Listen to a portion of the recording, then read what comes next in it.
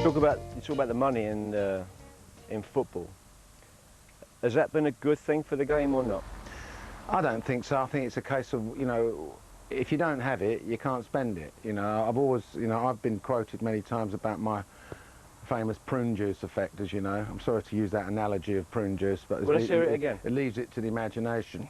You know what prune juice does for you sometimes, do you? Yeah. Oh, okay.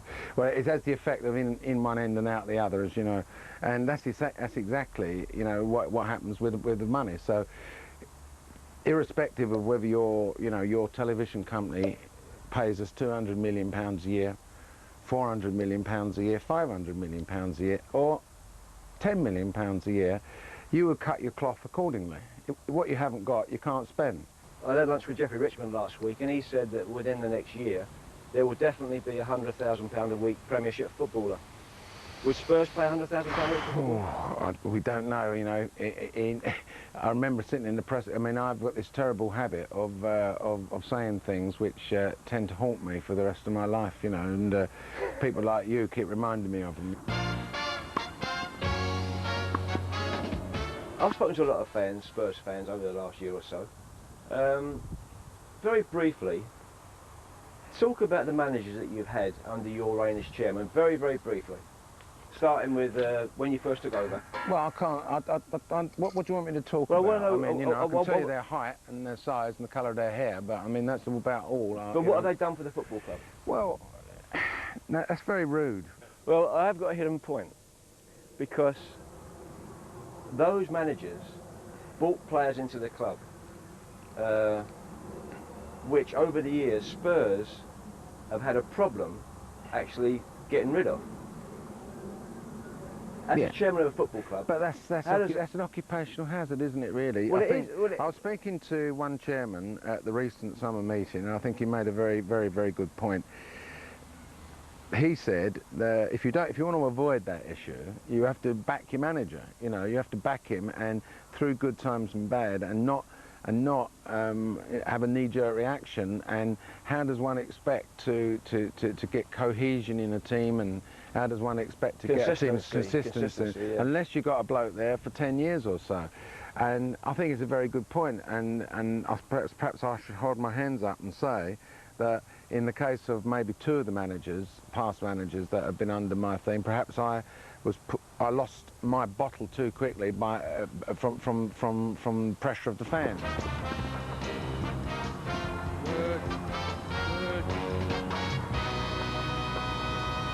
You just said that you didn't know much about football when you took over. Is that accurate? Absolutely. Okay. Was it a business, financial decision then? No, not really. Was it an ego thing, or tell the truth? I mean, I was born in that area, as you know, we discussed earlier on, and you know, the whole family are Tottenham supporters, and my factory, biggest factory that I first started, the big factory, was right behind the ground in Garman Road, and I was brought up and it was a bit of a whim, quite honestly. I mean, I'd seen the build-up to the financial problems being followed all the time in the press. You know, the Sheikh of Araby was going to buy it, or someone else was going to go in and buy it. I can't remember who else was going to. So many blooming people were going to buy it. And but why did you buy it? Well, it was a whim. We won the cup, sat there in this house here in 1991, watching. We won the cup. Gascoigne got done, got his knee, done his knee, and I picked up the phone to Terry Venables on the Monday morning as a whim to say, is there anything I can do that maybe to get involved? And that was it. I remember the day. So it all started with a phone call from you to Terry Venables? Absolutely, yeah. And it was on a whim? It was a whim. I thought that I'd done so much in this electronics business so many years, and you know, that it would be something interesting to do. Good shot. Why haven't you raised your season ticket prices? Because they're too expensive. Some of the people that go there, you know, that's in the stand that I'm in, are ordinary people. I sit around and I think to myself, there's a bloke there, and you see him every week, he comes with his 2 kids, time they've had a cup of tea and whatever, he's spent £100. And then I look in the newspaper and I see you can buy a microwave for 75 quid. You can buy a video recorder now for 75 quid. And so what's your point? well, the point I'm making is that when I first started making video recorders, they were £700. They've come down to 75 quid. His wife could be saying to him, I want a new microwave today, you know, but he's spent the same amount of money. And he says, I'm going to watch Spurs. Well, no, but the point I'm making is he has spent the same amount of money that could buy him a new microwave coming to watch a game of football, whereas 15 years ago, you know, the proportions were the other way round. I mean, you know, if you went and bought a television, it was £400, and you went to watch you went to watch a game at Spurs, and you might have got in with your 2 kids for 8, 9, 10 quid. Now, it's swung the other way around. Well, whose fault is that? It's been the fault of the clubs, It's got to be ultimately, isn't it? The need of the money to pay the players up until now. It's as simple as that. And then you argue it's the fault of the fans because you want the players, so we had to get them, so therefore you've got to pay for them and all that type of stuff. So where do you stop? There's got to be a balance somewhere. Here's a dream that I've got now, and this is not something I'm promising, so you don't have to worry about shaving your hair off or anything like that. But if the revenues that we are looking to get in years to come increase at the same rate as they are increasing at the moment, externally, from things such as season tickets, such as television, or if we ever get the rights to show our own TV and we sell our own pay-per-view events and all that stuff, it may get to a stage where the total revenues of the club depend so much on that have to go towards paying the players, that season tickets become so insignificant that one day you might be able to turn around to a hardcore, truthful 10,000 people that have been with you through thick and thin and say, you can have it for nothing. This is where he does the hustler bit, so does his Paul Newman bit here. Do you feel embarrassed that David Ginola's photograph is on your tickets? Well, it's, you are naughty, aren't you? Really? Well, answer the question. No, Was that an oversight? From a technical, absolutely, from a technical point of view, it just goes to show that you know, the left hand don't know what the right hand's doing. But the point is that you set people in the other, you know, the unsung heroes of a football club are the people behind the scenes that print the tickets, that arrange for the tickets, that organise the stadium, that get all things ready for the season. No one so they didn't know about that transfer, obviously? Well, obviously not, otherwise they wouldn't have printed it. They're not that thick. So will Sol Campbell be on the tickets next year? Or? I think you have to, I think basically I'd like you to find out for me, and I'm sure George would. I mean, you know, we've been debating that long and hard. Everybody's been talking about it. Nothing more I can add and will add today to that debate.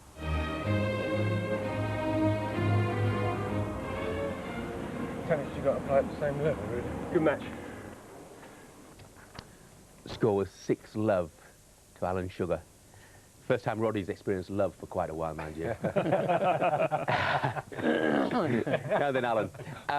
Don't call me after that. Heard from the Tottenham chairman. I just wonder what he's expecting from his side this season. They're virtually injury-free. They've got Rebrov up front, and Everson's just signed a new contract. I guess things can barely ever have been rosier. Absolutely. I think the fans have been shouting and screaming from the top of that White Hart Lane to actually go and buy someone that's, you know, with the likes of, they put Sol Campbell in such a high pedestal, they want someone with international credibility. Great news for them, actually, that they've got Darren Anderton back. It's a major part for them. It's like getting a brand new player for £10 million, for goodness sake, at today's rate. And the fact that you heard them, you know, saying, you know, £11 million for Rebrov, did they ever think that Tottenham would do anything like that? Well, yeah, they have, and they probably had to do that. The Ginola leaving them, I don't think will help, but that was a, you know, part of the running of a football team. That was the decision taken. They got a lot of money for Ginola, for, I suppose, at 33, 34, whatever he is.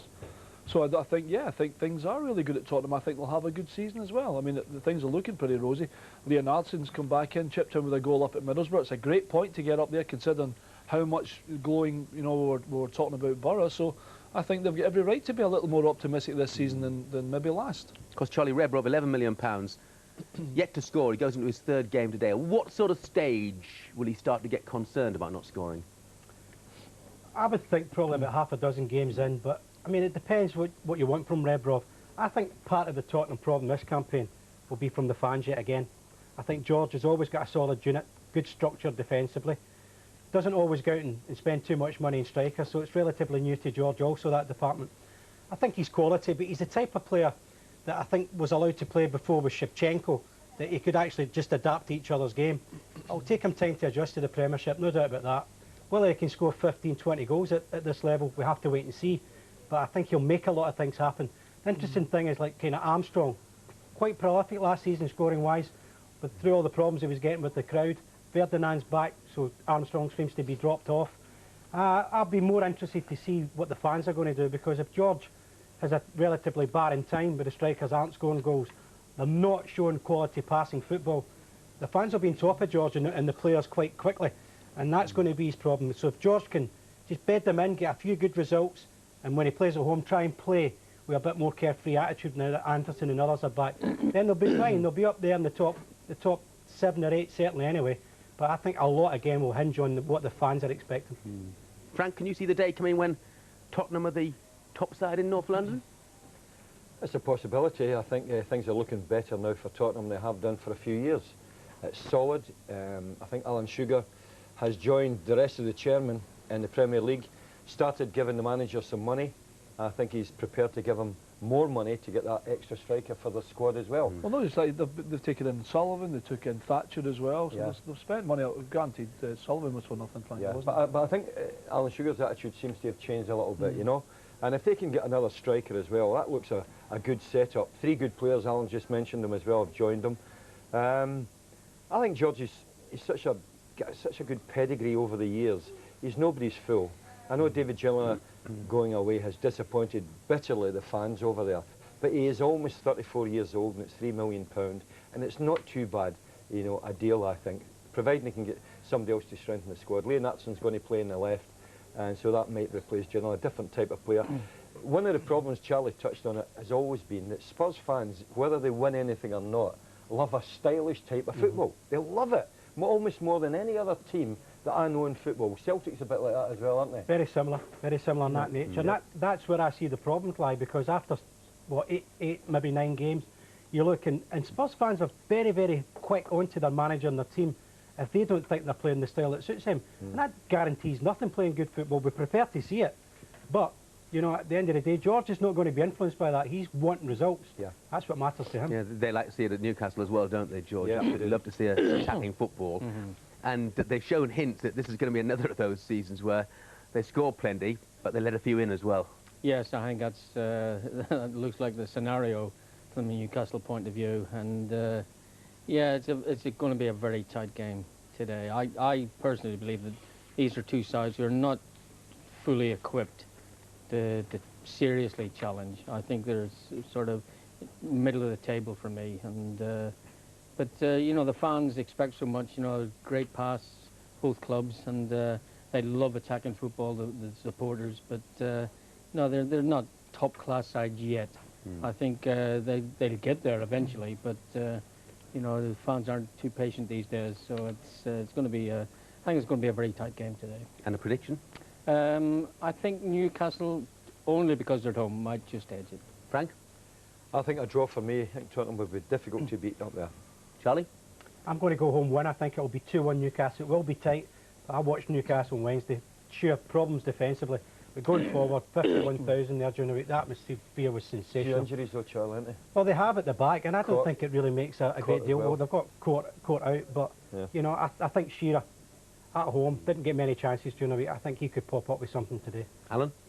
They got a good point midweek, Tottenham Hotspur. Charlie made another good point about where Redborough will have to play. Are they going to have the kind of possession away from home for him to be dangerous in and around that box area?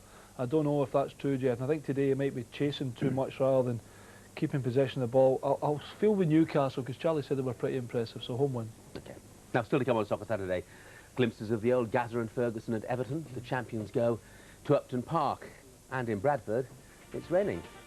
And Rodney needs that umbrella to stop his hair from getting wet. Ah, well, he won't need to worry about that very shortly, will he?